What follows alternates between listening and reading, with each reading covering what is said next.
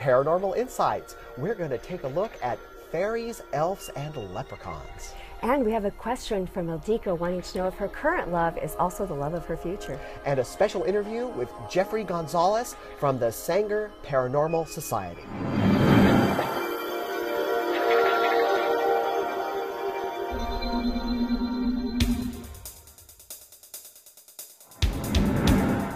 I'm Joseph Ernest Martin. I'm Cindy Grayson. And this is Paranormal Insights, where we bring you the latest and best from the metaphysical world.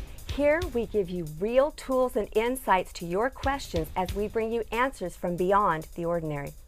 Cindy is a certified hypnotherapist with a specialty in past life regression. She also works with spirit guides and other white light entities as a medical intuitive. Joseph is an award-winning psychic of over 25 years, and he's the author of the international bestseller, The Quest Tarot. Joseph is also the recipient of the Visionary Award of Excellence. We are so glad to have Cindy Grayson back at Paranormal Insights. She took a little time off because she had some very special events happening in her life and in her family's life. Yes, I am now the proud grandmother of a fifth granddaughter, little Harper Grace, and it is such a blessing to spend time with a newborn entity that's fresh from the other side and watch how they interact with the world. It's amazing. And you know, the young ones are a little bit like elves, fairies, and leprechauns when they're young. I have had my own experiences where I have been looking at balls of light, things out of my peripheral vision, and I haven't seen like a winged fairy kind of thing, but I have seen some really kind of interesting anomalies, absolutely visually from my own eyes. I have too, and I see sparkles and I see the orbs around, but there was one morning about a year and a half ago that I actually woke up and I saw one on my hand. There is probably not a person on the planet who hasn't heard about or seen depictions of fairies, elves, leprechauns, and the like. From Walt Disney to Lord of the Rings, for centuries, we as a culture have embraced the idea of magical beings. But what are they really, and why do we still want to believe in them? In folklore, these creatures are believed to be everything from wonderful, helpful beings that protect the environment and the animals in it, to mischievous little people that play pranks on both humans in harmless fun and in malicious and dangerous ways. Some cultures include both fairies and leprechauns in the same category. Both fairies and leprechauns appear to be human and have magical powers, though in folklore, fairies are depicted as tall, radiant, angelic beings, the good ones, or shortened, wizened troll types, usually the negative ones. And even though we may have the vision of Tinkerbell in our heads, wings only were depicted on fairies in the early Victorian times. In folklore, even small fairies flew with magic or on the backs of insects such as birds, and Thumbelina was often hitching a ride instead of having her own wings. Leprechauns have been portrayed as solitary beings with magical powers that let them hide from humans. They will use tricks, lying, and misdirections to keep themselves and their treasures safe from others. However, if you catch a leprechaun, it is said that it will grant you wishes and give you their pot of gold. Some folklore beliefs are that the fairies are the dead or a subclass of the dead, such as the fairy women in Scottish Gaelic myth. Some people say that when you look steadily at a fairy, it will appear as a dead person that you know. Then there are elementals, where the fairies are very intelligent and are beings separate from humans and angels. These elementals use alchemy as part of their magic. Some elementals are believed to be demoted angels, as in one popular story. When the angels revolted, God ordered the gates of heaven closed. Those still in heaven became angels, those in hell became demons, and those caught in between became fairies. Another story holds that the fairies were cast out of heaven because they were not good enough to be angels, but also not evil enough to be demons. The belief that fairies are demons entirely comes from the Puritans, where the household spirit, the hobgoblin, becomes an evil goblin. During this period, dealing with fairies was considered a form of witchcraft. In pagan times, fairies were regarded as gods and goddesses that had come from the sky. They were defeated by otherworldly beings and took refuge in what has become known as fairy mounds. Because of the change in more modern folklore, most people want to have protection from the fairies and leprechauns. The most popular protection charm is cold iron, but there are others as well, such as wearing clothing inside out, bells or all kinds of bells, especially church bells, running water, four-leaf clovers, as well as the herb St. John's wort. No matter what you think about fairies and magical little folk, we can all agree that they are here to stay and part of our celebrated storytelling, myth, and culture. Felt it, and it was like fly feet, but I didn't want to tip and make her fall off balance. It was amazing. Now, some people actually claim to have really seen the wee folk. Now, part of what I have kind of deduced myself, and this kind of comes from Dr. Raymond Moody's work with young children who have had near-death experiences, is their expectations actually form the energy of what they're... We've all grown up with stories of fairies, elves, and leprechauns, but are they real? Yes, they are. And this is one of the topics that people want to believe in, but they also want proof because they don't want to be ridiculed. Fairies, elves, and leprechauns are part of the earth elementals. Fairies are also known as earth angels. So what are earth elementals? Among other things, these little beings are here to help protect Mother Earth and its environment. It's also believed that these elementals have a bit of an attitude. For example, if you carelessly drop trash on the ground, you may notice that your car keys are nowhere to be found. Of course, the keys will turn up eventually in a place that you've already looked several times. Fairies are especially concerned about the chemicals we use on a regular basis to clean our homes or to fertilize our plants. More importantly, fairies love to reward those who act to reduce harmful acts to the environment. For example, a friend of mine wasn't aware of the fairies' protective nature, but had become more aware of the paranormal.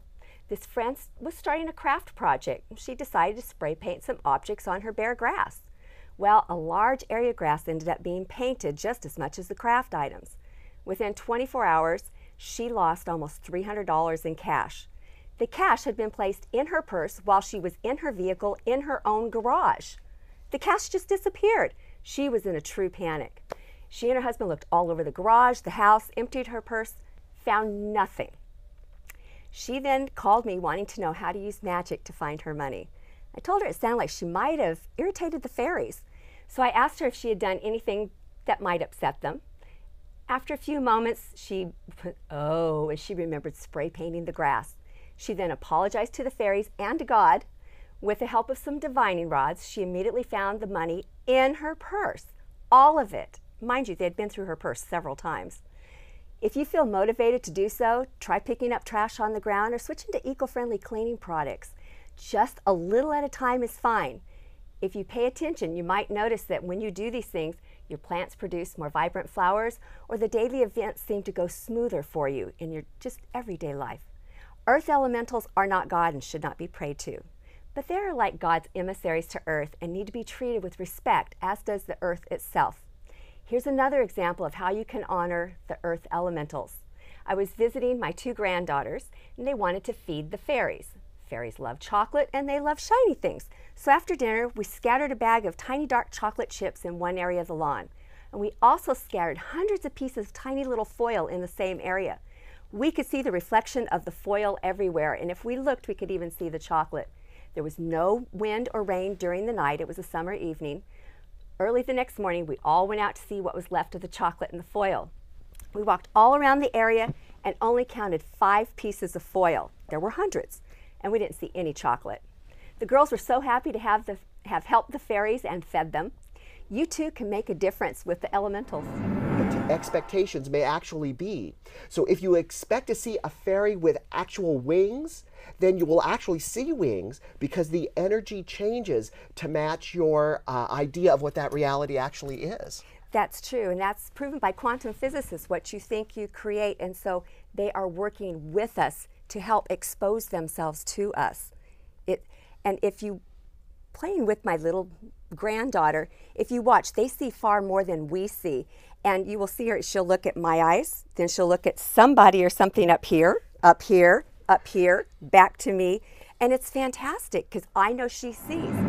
Would you like to see a fairy yourself? Well, here's what you can do to stack the odds in your favor for seeing the wee magical folk. First, realize that their bodies are not like ours. They often appear somewhat transparent and can be very fleeting to our senses. They often have clothes made from nature, like leaves and flowers, so they will blend into an environment. Try not to look directly at them, as they often move so quickly that they appear to vanish on sight. Instead, look out of the corners of your eyes, or what you would consider your peripheral vision. Remember to relax and not be uptight. Your energy will be felt by the magical folk. Just sit quietly and relax. You don't have to say anything special. There really aren't any chance for this. Instead, if you are musically inclined, bring an instrument and play softly. Even a drum, lightly played, will soothe them. Fairies can be very tiny, so that when you see one, try not to make any sudden movements. Send out love energy from your heart with a feeling of oneness for you and the world.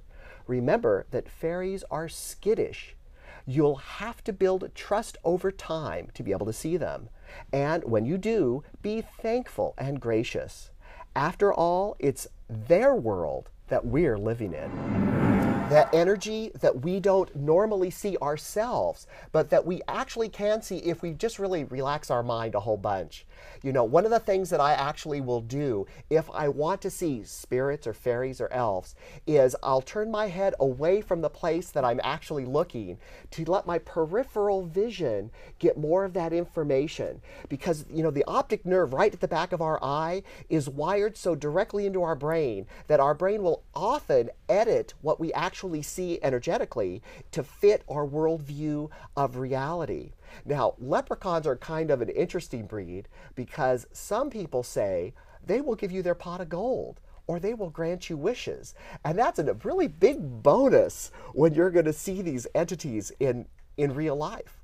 Oh, sure. Who wouldn't want a pot of gold? And who really believes it? Yes.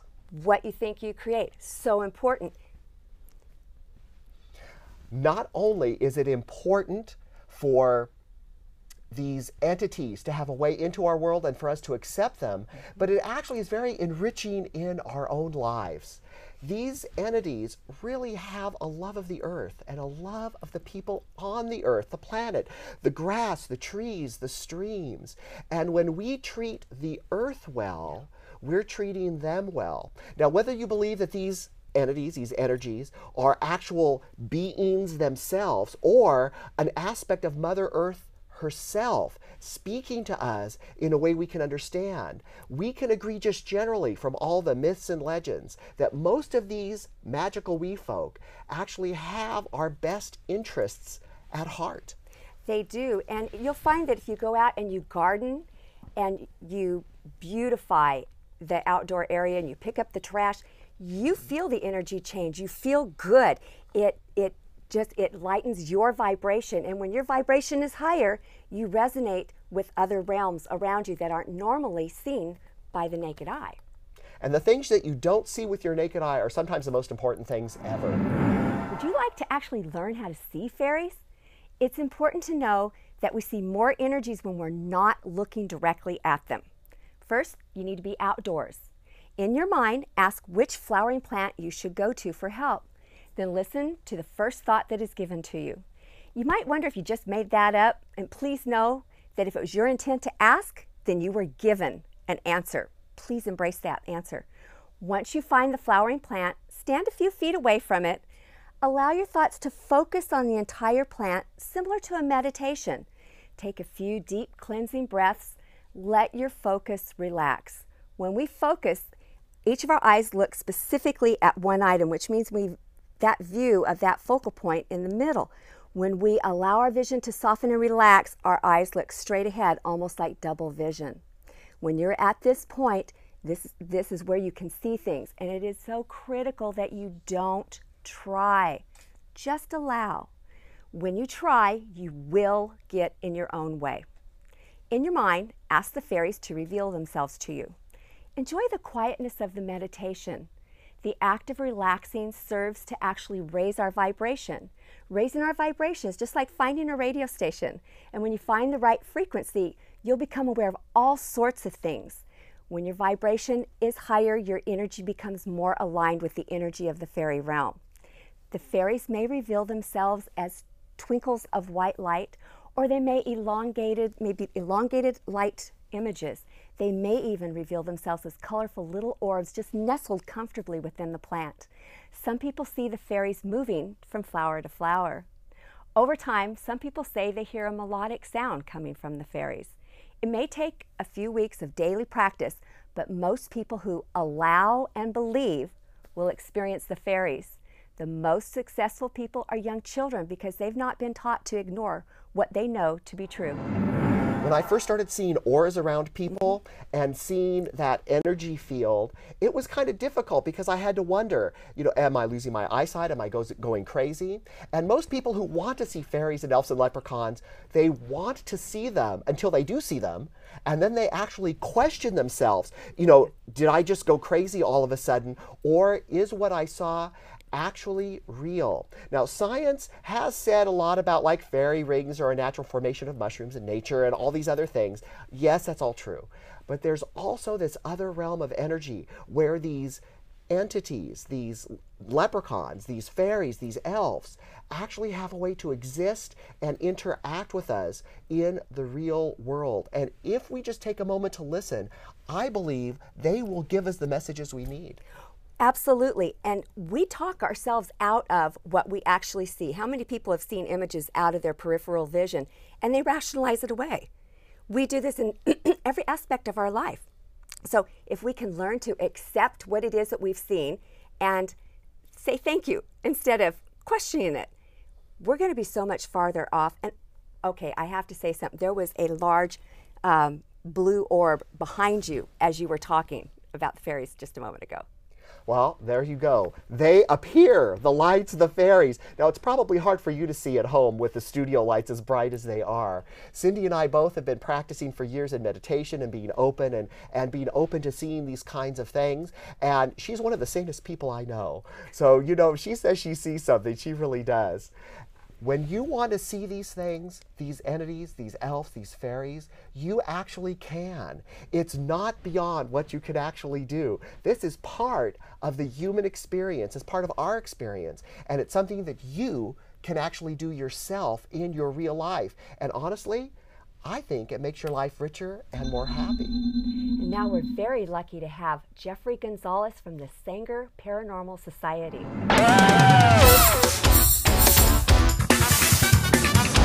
I'm here at the Mutual UFO Network here in Sacramento, California with Jeffery Gonzales. And I have to tell you, I just had the pleasure of listening to Jeffrey's lecture here with amazing visuals, pictures, and information from all over the state. Jeffrey's been doing this work for the last 10 years and has been a fan of the paranormal for a long time, but just recently has the opportunity to be making history, which we will be talking about. But there's one thing I wanted to start with. You've been finding amazing, possibly ancient structures in Fresno, California, of all places. Right. How did this come about? We were experiencing a lot of UFO sightings north of Fresno. And one day we decided, you know what, on a Sunday, let's put on our hiking boots and let's go hiking for miles and miles. And we saw something that just wasn't normal and we couldn't get to it at that point. We went home, got on Google Earth, did down on it, and we saw these structures and we said, what the heck is this? And we decided one day to trespass and go to that area, and that's when we found these structures above ground and below ground. What really got our attention was the stuff that was still buried and underground.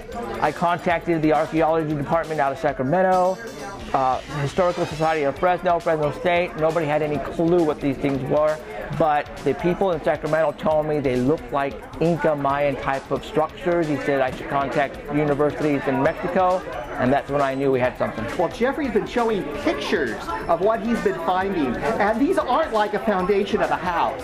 These are huge, megalithic structures built with artification on the faces, where large portions of these structures are still under tons and tons and tons of earth. How on earth are people going to be like trying to dig these up, or? Well, they're in a location where they're surrounded by homes. Many people know of these structures, but because of the structures on top, it looked like they're from this century. And I think that the people who don't want people to know about these had made it seem to think that everything is of the century. So people will just ignore it and go away. But people don't use their common sense and really think about the stuff that's buried and how did it get buried. Tons and tons of dirt. It doesn't take 100, 200 years for that to happen. It takes a long time. That's an important thing to really talk about, because it's not just something that's been above ground for 30 years and there's some grass or dust. These things, parts of these structures are literally underground. Thousands of tons of earth. Right. And you can see it go right in. Right. But there seems to be some sort of, I don't know, camouflaging being done right now? There is. In the 1940s, they built a levee around that area. Back then, I was born and raised there. There was nothing out there, dirt, just field, you know, nothing. Why would the Army Corps of Engineers, and that's who built this, built it in the 1940s and spent back then probably hundreds and thousands of dollars to build like a wall around nothing? So I'm thinking that our military found something north of Fresno, have to hide it somehow, and did, but somehow these structures that are north of Fresno were actually uncovered by mistake, and they had to camouflage it somehow. So I personally think there's an underground facility north of Fresno. We have actually seen Army helicopters land out there, camouflaged Humvees. There's something going on over there. Now, there hasn't just been this discovery of what could just be an archaeological site. There have been a lot of reports about UFOs also in Fresno. Yeah, that was one of the reasons why we actually went north of Fresno, because of all the UFO activity in North Fresno.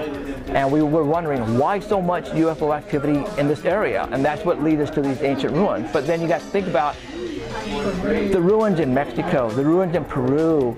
All those ruins are there's always sightings of UFOs in that area. So now it kind of like makes sense. I mean, you have these ruins in North Fresno, we have all this UFO activity. You know, even the archaeology department in Sacramento told me, man, those look like freaking Mexico stuff here, dude. And he wanted to know where it was. I said, I'm not going to tell you. Could you imagine if they found actual, well, I don't know, megalithic structures that were built in a way that was not common for that place or time? That would really shake up everything that's presumed about history. And I think that in a very short time, I think it's going to all come out. I'm thinking probably within the next 3 or 4 months. Now, you had said something interesting. You had said in your talk earlier, if you would like to see a UFO yourself, your best chances are certain days during the week. Yes. How is that possible? Well, with all the sightings that I've been getting, and I've been documenting everything, for some reason Sundays, Wednesdays, and Thursdays. And I finally put 2 and 2 together, and I realized that those are the days that people are usually indoors. Sunday nights, you know, you have school the next morning, you have people going to work. You know, people aren't going to be outside and having a good time on Sunday, so they're indoors. The same goes for Wednesdays, which is hump day, and Thursdays, almost like Wednesday. It all makes sense. Now, do the aliens think that, you know, we're going to fly over Fresno because everybody's indoors? No, I'm thinking a lot of this stuff is probably top secret military craft. Yeah. And if they want to test it over populated areas, they want to do it where there's not that many people outside looking up in the sky. Sundays, Wednesdays, and Thursdays. Now you're working with, and it's really your group too, the Sanger Paranormal Society. Correct. And you don't just do ancient structures or UFOs. No, You've been doing stuff with Bigfoot, ghosts, many other things. And you have some amazing stuff that could be shaking the world in about a week or two. Probably, hopefully a little longer. I mean, we're trying desperately to get this DNA, but to make a long story short, we had a camping trip last year in a location where we know these Bigfoot exist and are there. Something left impressions on my windows of my truck that was abandoned up there because of the snowstorm. We came back and now we find these impressions, not smudges, impressions on the windows. And I have had people with high authority tell me what these impressions look like to them. Well, one of them is facial features and happened to have left snot running down one of the windows. I mean, DNA. We have DNA. So right now we are working with a college and Oxford University in England so we can find out exactly what this thing is. Now, have you had any of this tested so far? No. No. Well, we had a smidgen part to see if it was contaminated by humans, and we found out it hasn't been contaminated, so therefore it isn't human, whatever this thing is. So I just, people are watching this is clear to you, but you had part of the samples already tested. Right. They did not test as human so far. Right, not human. So that's a good thing. That's a good thing, but it could still come back, because human to this day is what you and I are, human. Human back in, I don't know how long you want to go far back, but it could come back 99.1% human, but there's still a little bit of the strands that belong to whatever, bipedal animal of some type. And that's what we're hoping, because DNA will be able to tell us, dude, this is not in our database. You got it. And if we get it, we discovered Bigfoot. I gotta tell you, I am so excited about this, and you are going to be too. How can people find you on the web or easily get in contact with you? I have a website, sangerparanormalsociety.com. On there is all the information you need. I have a 24-hour UFO hotline, though if you see something, you can call me 24 hours and I will answer it, get the information from you. And what's that number? That's area code 559-287-8367. The last four numbers spell out UFOS. And if you're not a fan on Facebook, I suggest you be a fan, because everything that happens in Fresno, I documented on Facebook wall. Sightings come in from all over the place. If you really want to see what's going on there, you need to be a friend. Absolutely. Make sure you do those things. You're going to see those at the bottom of this show and at the end credits, so you won't be able to miss it. Jeffrey, I have to tell you, your talk was fantastic. Thank you. Thank you. The research you've done, the work you've done is absolutely amazing. I'm so impressed, and you got to find this guy because you're going to be impressed too. Thank you so much. Thank you very much. I was so happy to be able to have some time with Jeffery Gonzales because he is doing the most incredible work and research right now. The things he's doing, the things he's finding out is absolutely amazingly incredible, especially this megalithic structure outside of Fresno, California. You had to be excited to hear this firsthand from him and what he is finding. This is cutting edge. This is great proof of existence. Well, it just shows that there are so many more things that are happening even in places like Fresno than you can even imagine. You know, Jeffrey's going to be on national TV coming up within the next about 6 to 8 months. They're currently filming him, and the stuff he's going to be disclosing, honestly, is going to blow your mind. And now we have a viewer question from Ildiko, who wants to know if her current love is also her future love. And my question is about love. I would like to know if the person who I love now and loves me is going to be the person who loves me later on in life. Love is one of the best questions you can ever ask. And wanting to know if love is going to be in your life and stay, well, you know, there's not any of us who haven't thought about that. I've asked my guides to come in. I've asked your guides to come in. Let's see what they want to tell you about the love you have in your life right now, and if that love is going to be with you in your future. When I look at the cards on this for your relationship, it does look bumpy. And I'm always going to tell you the truth. I'm always going to tell you exactly what my guides are telling me psychically to give you.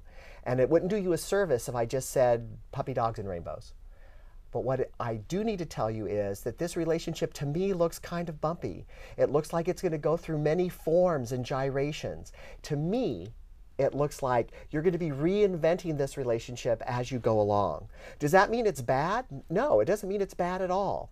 It means that the journey you're on, where your love is concerned, where this person is concerned, is going to be very up and do very smart things to make that relationship smoother.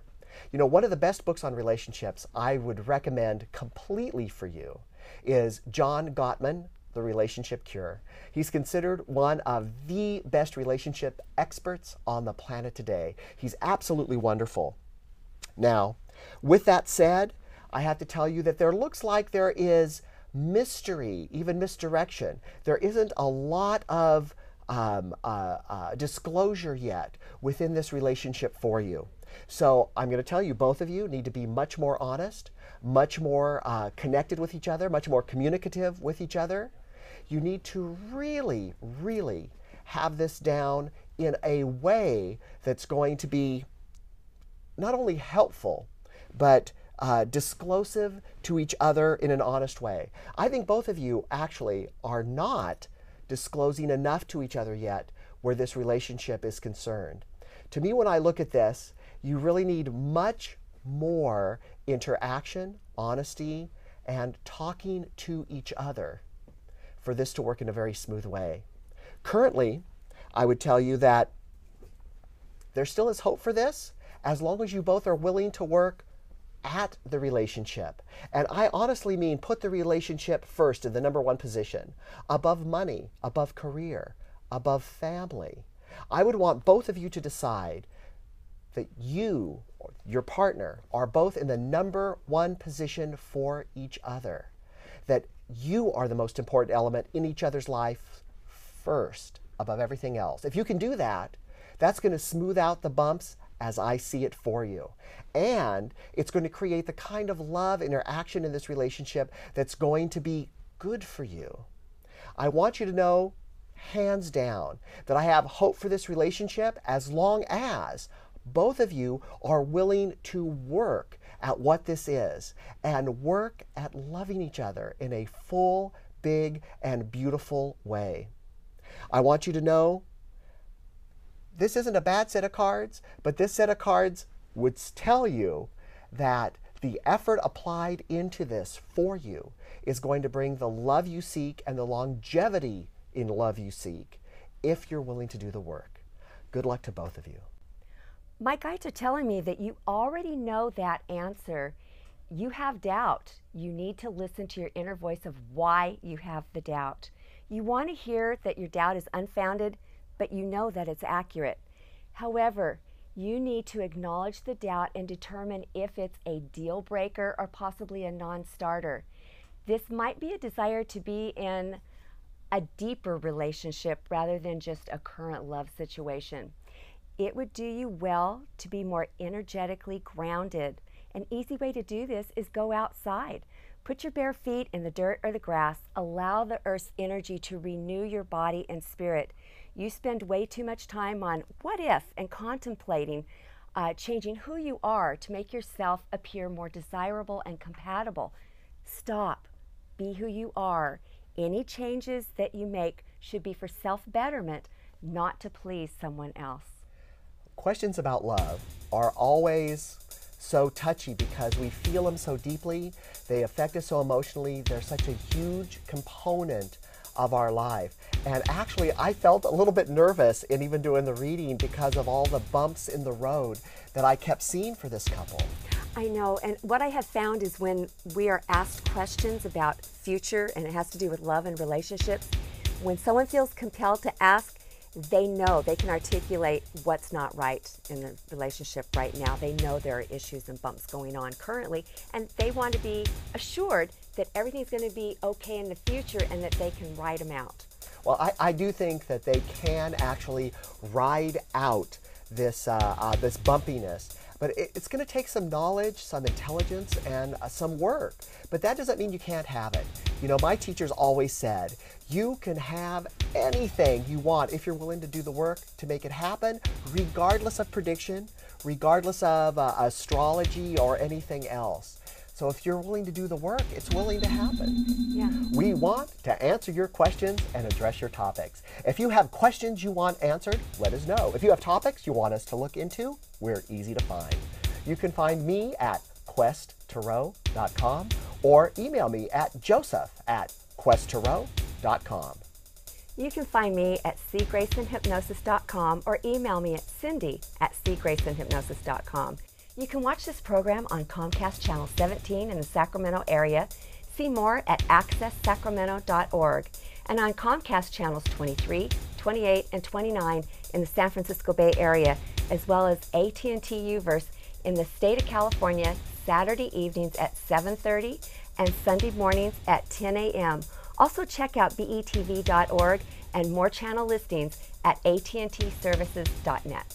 And be sure to watch our new weekly series, The Magic Minute, where you'll learn easy-to-use everyday magic to make your life better every Wednesday on YouTube and Vimeo, where it only takes a moment to make magic. And when you do, be sure to click like and subscribe. Please send us your questions and topics. So we can share our paranormal insights And answers from beyond the ordinary.